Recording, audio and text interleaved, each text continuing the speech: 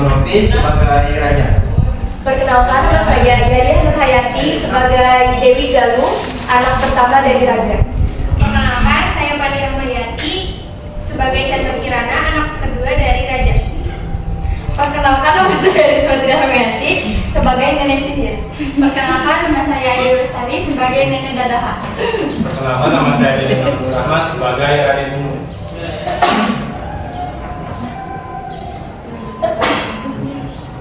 Oke teman-teman, kita langsung aja. Selamat menyaksikan.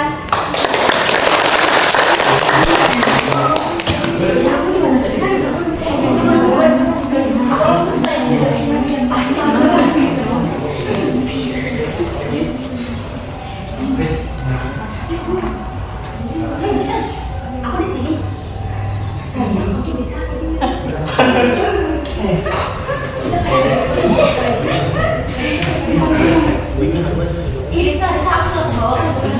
Oh, kemana kameranya? Di sini. Oh, ke bawah. Dah.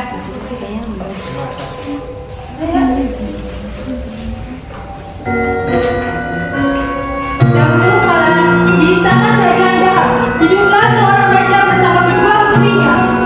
Suatu hari, raja memanggil kedua putrinya karena mereka akan kedatangan tamu dari kerajaan Kahuripan yang bernama Raden Inu Kertapati.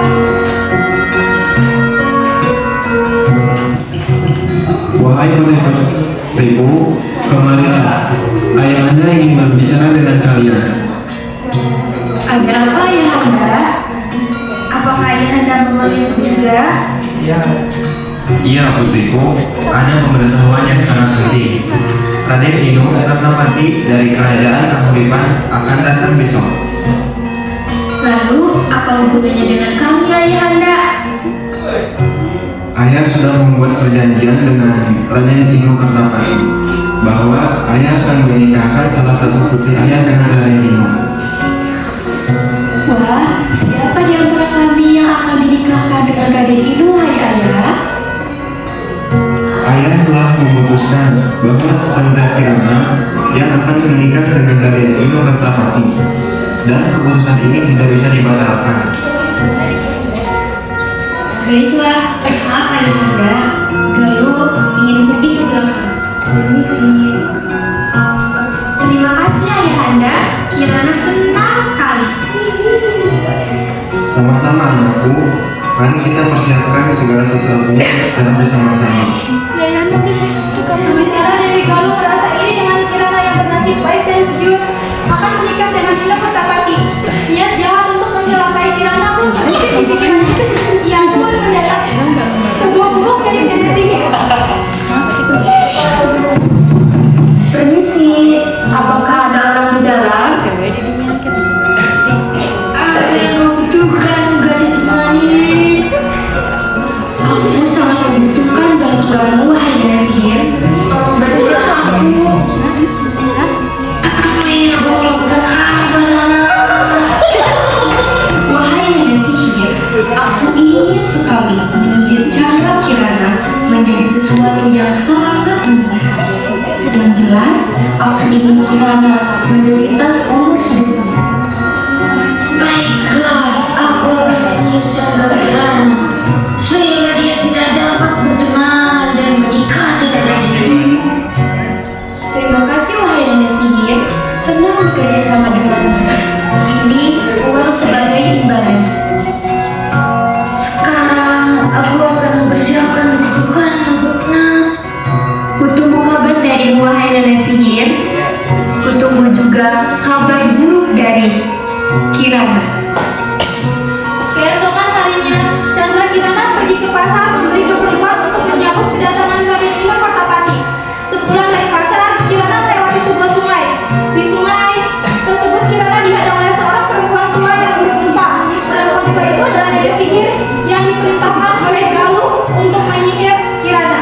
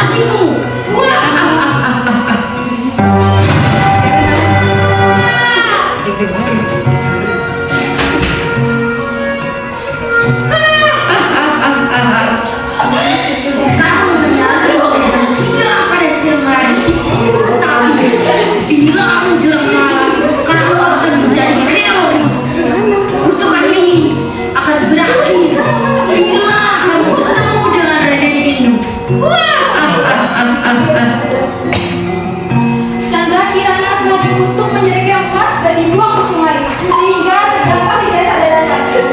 Suatu hari, seorang nenek sedang mencari ikan di tengah jalan dan keong emas tersebut tersangkut dalam jalannya. Lalu keong emas itu pun dibawa pulang dan ditaruh di payan. Hai keong yang sangat cantik, aku akan membawanya pulang.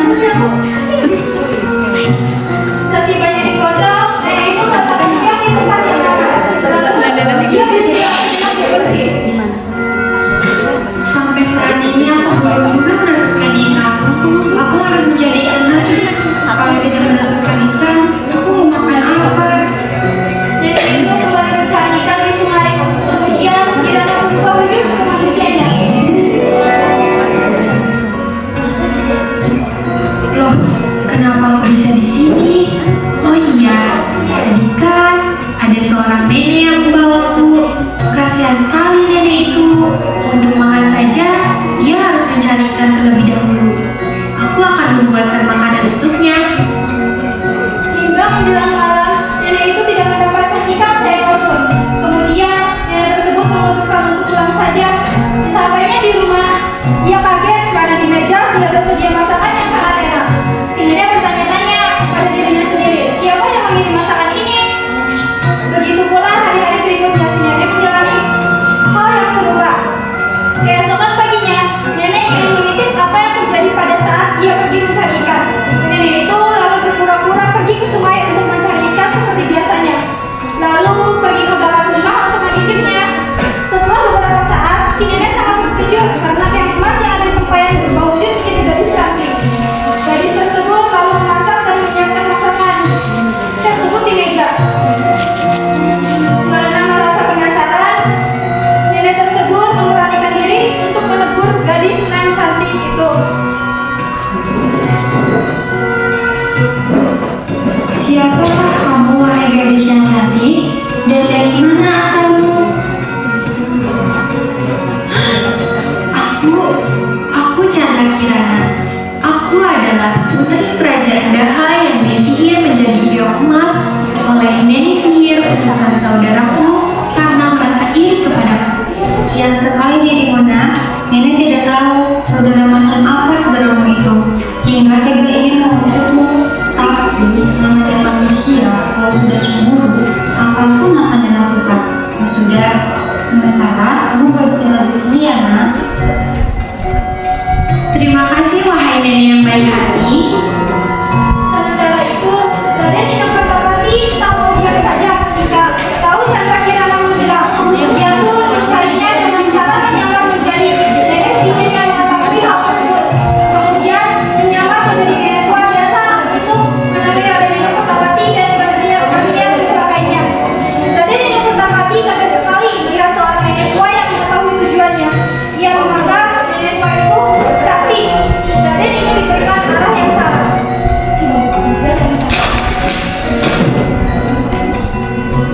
Siapa kau? Tenang anak muda, aku akan menunjukkan arah ke desa Dadapan. Di sana, kamu akan bertemu dengan Chandra Kirana. Dari mana kau tahu perjalananku? Siapa kau sungguh? Kau tidak perlu tahu siapa aku. Ikuti saja petunjuk yang kuberikan. Baiklah, terima kasih atas pertolonganmu. Setelah berjalan cukup jauh mengikuti petunjuk arah dari nenek tua, Raden Indah Pertapati tidak juga menemukan desa Dadapan. Di perjalanan, Raden Indah bertemu dengan seorang nenek yang sedang kelaparan. Diberinya nenek itu makan, ternyata nenek itu adalah orang sakti yang baik yang menolong Raden Indah dari nenek sihir yang menyamar itu.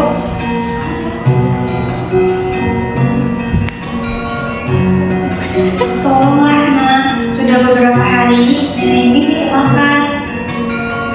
Oh, ini nih ada sedikit makanan. Terima kasih anak muda. Janganlah kamu mengikuti petunjuk yang diberikan nenek tua tadi. Dia sebenarnya adalah seorang nenek sihir. Dia memberikan apa yang salah padamu. Lalu, apa yang harus dilakukan? Berjalanlah mengikuti aliran sungai ini. Di ujung sana, kamu akan menemukan desa Dadapan. Terima kasih, Nek. Saya akan melanjutkan perjalanan ini. Berhati-hatilah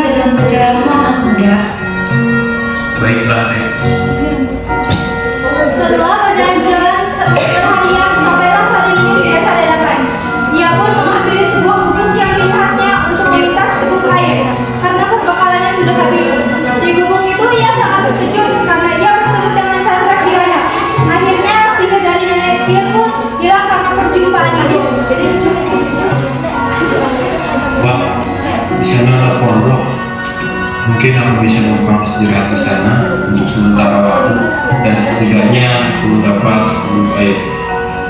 Aku merasa lelah sekali setelah berjalan sejauh ini. Permisi. Ya, sebentar. Bukankah kamu Kirana? Raden Inu, kenapa bisa ada di sini? Ceritanya panjang, sudah berhari-hari aku mencari. Ayo kita pulang. Ayahmu sudah menunggu. Terima kasih banyak karena kamu sudah menyelamatkanku. Siapa Kirana? Oh, Nenek, kenalkan, ini adalah Raden Inu yang Kirana ceritakan waktu itu. Dia menjemput Kirana untuk pulang, tapi Kirana tidak tega meninggalkan Nenek sendirian. Tidak apa-apa Kirana.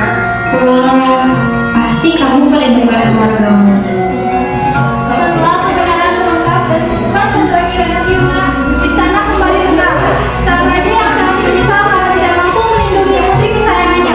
Memeluk Kirana di sederhana, Chandra Kirana pun memaafkan semua, bahkan saudarinya Dewi Galuh yang selalu menghilang pada rebutan karena rasa bersalah dan malu.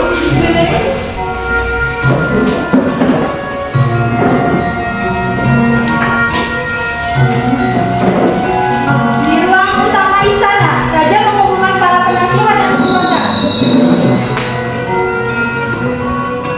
Putriku Chandra Kirana dan Raden Inu, kalian telah melalui perjalanan panjang yang penuh rintangan. Kini saatnya ayah menepati janji. Ayah ingin kalian menikah. Cukuplah pernikahan yang sederhana, namun sakral dan penuh berkah. Ayahanda, Kirana sangat bersyukur telah kembali ke istana.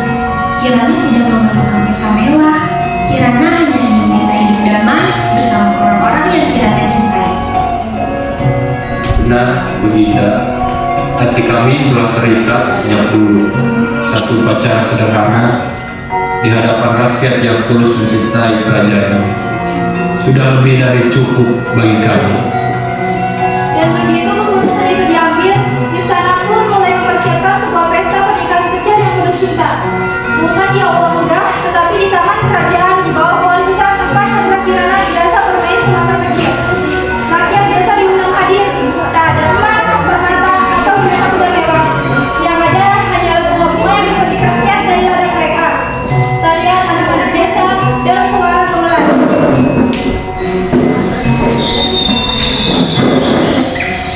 Di pagi yang cerah, Chandra Kirana melakukan upaya yang sederhana namun anggun. Di sampingnya, Raden Inu berdiri gagah mengenakan pakaian adat khas Kahuripan tanpa perhiasan menyesuaikan tenun rakyat.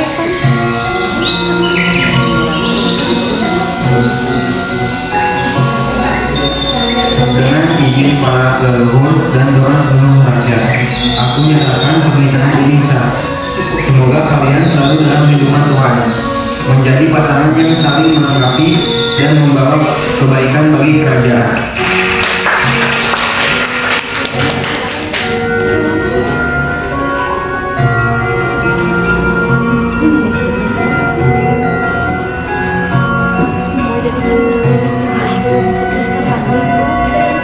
Aku berjanji akan menjagamu dalam suka dan Dan aku akan menampilmu dalam setiap langkah kehidupan. Hari itu bukan hanya dua hati yang bersatu, tapi juga dua kerajaan Daha dan Kahuripan. Pernikahan ini menjadi simbol kesederhanaan yang indah, bahwa kebahagiaan sejati tidak diukur dari kemewahan, melainkan dari ketulusan dan kasih sayang. Dan semenjak hari itu, mereka memerintah dengan bijaksana. Sang nenek tinggal bersama mereka di istana dan dihormati sebagai sosok yang menyelamatkan sang putri. Rakyat pun hidup sejahtera di bawah naungan cinta sejati Raden Inu dan Chandra Kirana. Ya, tadi.